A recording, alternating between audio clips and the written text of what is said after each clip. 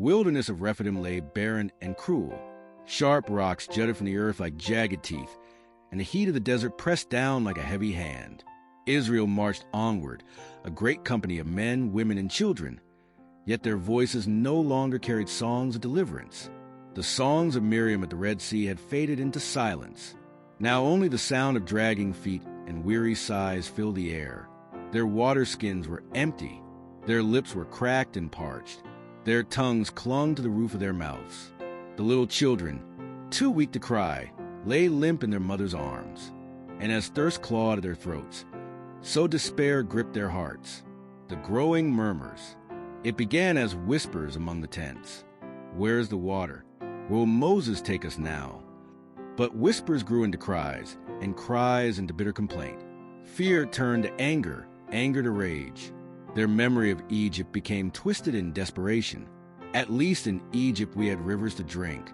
Had we been brought here only to die in this wilderness? Soon the multitude turned on Moses, their voices rising like a storm.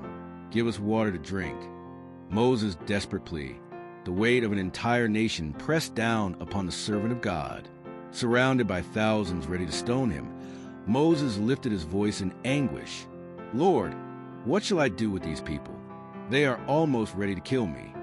The cries of thirst echoed like thunder, but heaven answered with calm assurance. Go on before the people. Take with you some of the elders of Israel, and the staff with which you struck the Nile. Behold, I will stand before you there on the rock at Horeb. Strike the rock, and water shall come out of it, that the people may drink. The striking of the rock. With trembling hands, Moses led the elders forward. The people followed at a distance, watching, doubting, mocking. Before them stood the rock of Horeb, silent, immovable, unyielding. It seemed impossible. Water from stone, a river from a cliff. Yet God had spoken.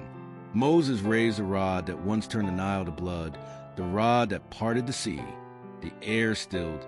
Then, with a sharp crack, he struck the rock, and behold, the lifeless stone burst open. A torrent of water gushed forth, sparkling in the sunlight, rushing into streams that spread across the desert floor. The dust turned into pools. The weary ran forward, plunging their faces into the fresh river. Children laughed as they drank. Old men wept as they cupped cool water in their hands. Where there had been death, there was now life, the place of testing. That place was called Massah and Meribah, testing and quarreling. For there Israel tested the Lord, saying, Is the Lord among us or not? Yet even in their doubt, God showed mercy. Even in their rebellion, he provided. For though they questioned his presence, he proved himself present in power, the deeper revelation. But this miracle was more than water. It was a mystery pointing forward to Christ. Centuries later, the Apostle Paul revealed. They drank from the spiritual rock that followed them, and that rock was Christ.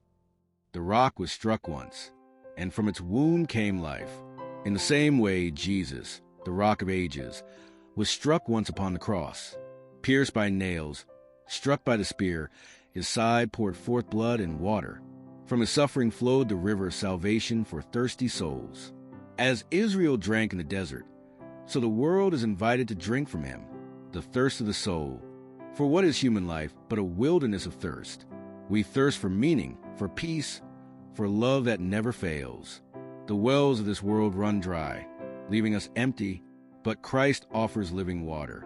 At Jacob's well, he said to the Samaritan woman, Everyone who drinks of this water will thirst again, but whoever drinks of the water that I shall give him will never thirst. The water that I give will become a fountain of water, springing up into everlasting life. The cry of Rephidim is the cry of humanity. Is the Lord among us? And the answer is Jesus, God with us, the rock struck for our salvation, from whom flows eternal life, the eternal stream. The water at Horeb was temporary. The people drank and were satisfied for a day, but Christ's living water is eternal. It flows like a river from his throne, promised in Revelation. Whoever desires, let him take the water of life freely. From the wilderness of Exodus to the cross of Calvary, the story is the same. God does not abandon his people in their thirst. He himself becomes the rock. He himself becomes a stream. He himself becomes the answer to every cry. The people of Israel asked, "Is the Lord among us?" The cross declares the answer. Yes, he is among us. Yes, he is for us. Yes, he is the rock who was struck for us. So hear the invitation today. Come to Jesus, the rock of salvation.